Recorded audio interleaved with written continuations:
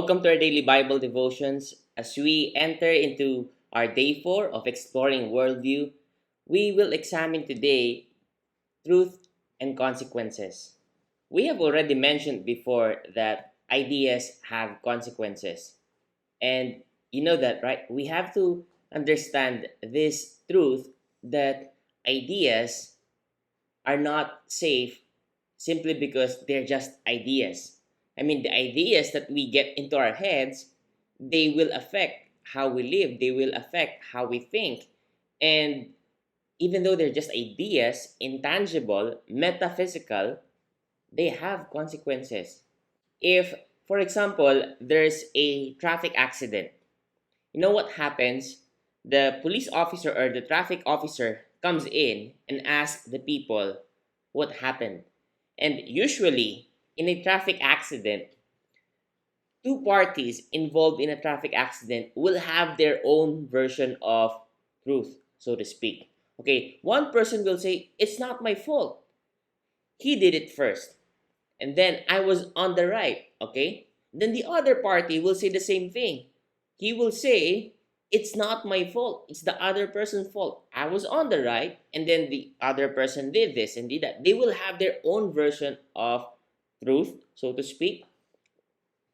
They will say that it's not their fault. They will say that the blame is to be put on the other guy.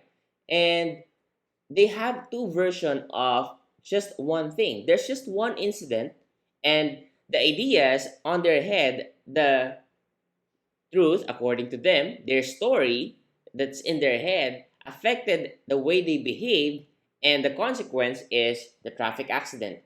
Now, what the traffic enforcer will do is that the traffic enforcer will sort out which of those two stories really checks out based on the evidence, on the fact, right? It's comfortable to say that truth is relative. It's comfortable to say that everyone has his own version of truth. That your opinion matters, your opinion matters. Okay, it doesn't matter whether they're opposing, they're both opinions. Okay, let's all accept them. It's easy to say that. It's comfortable to say that, but not when accidents happen. Because in my example, in a traffic accident, the traffic officer's job is really to find out what really happened. And you know what? Traffic cameras and even dashboard cameras nowadays, they really help a lot in sorting out what really happened. And at the end of it, there's only one truth.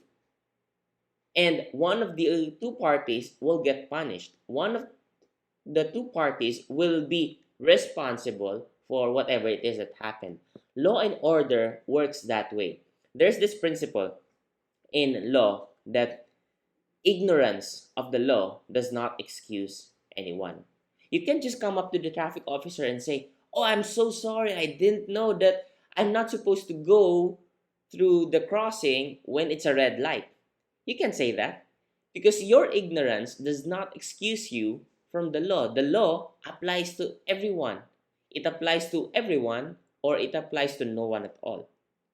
Because that's how it works. Because if we just allow everyone to do according to how they believe it is, then what will happen in the society? There will be chaos. There will be anarchy.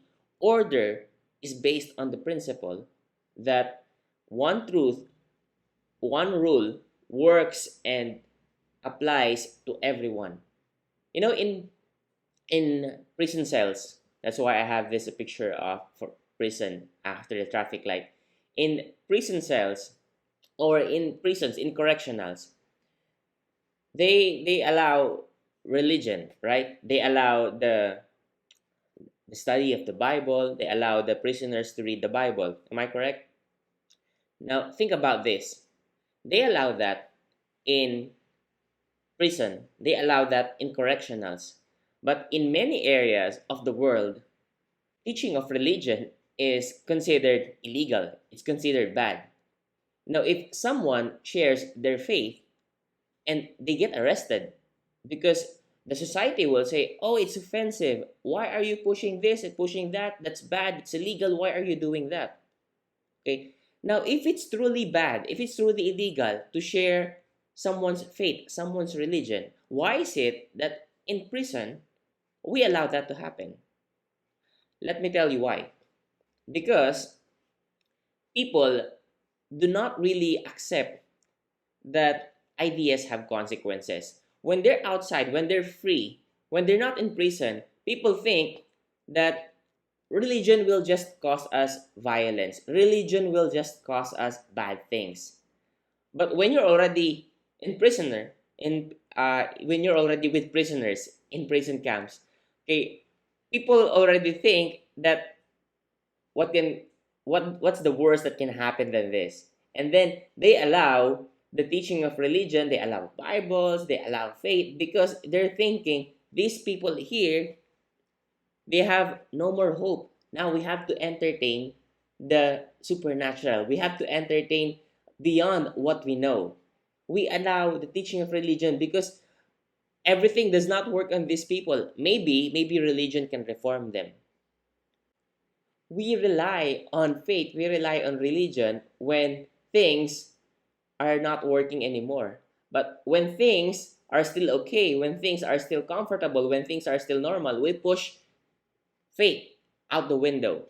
There's this common knowledge in the West right now that religion causes violence. Religion in general, whatever your religion is, they will say, oh, religion will only cause violence. Because if you look at history, religious violence is obvious. Religion only causes violence in history. Really?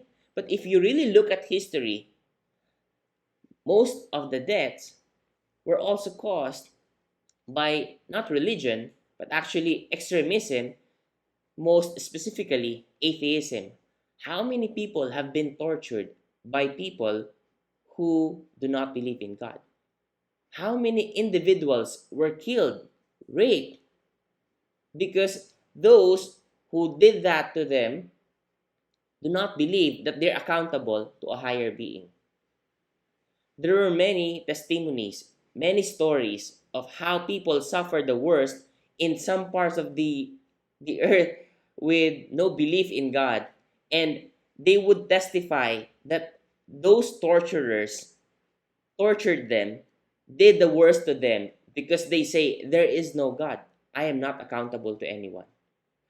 Law is based on the principle that whatever we do, we're accountable to someone. That's the law. And that goes to the idea that every idea has its consequence. If you go back to the story in the Bible, the conversation between Pilate and Jesus is based on that as well. Why is Pilate asking Jesus, are you the king of the Jews? Now he's trying to find a different narrative that will allow him to free Jesus, because he can't just free Jesus during that time.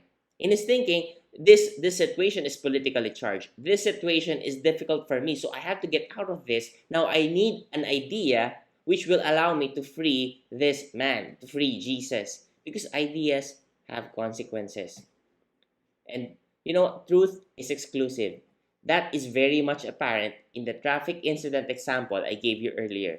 If you don't believe this, wait until you get into a traffic accident. You will understand the truth is exclusive. Two people giving you different versions, it has to be sorted out. And the reality is, we live according to how we think. So the ideas that we entertain in our heads, they affect how we think and they affect how we live. Now the question is, how do you want to live? Now start thinking of that, because you have to filter the things, the ideas that you allow in your head based on how you want to live. Because how you will live is based on how you think. Now apply that to every and any idea that you entertain every day.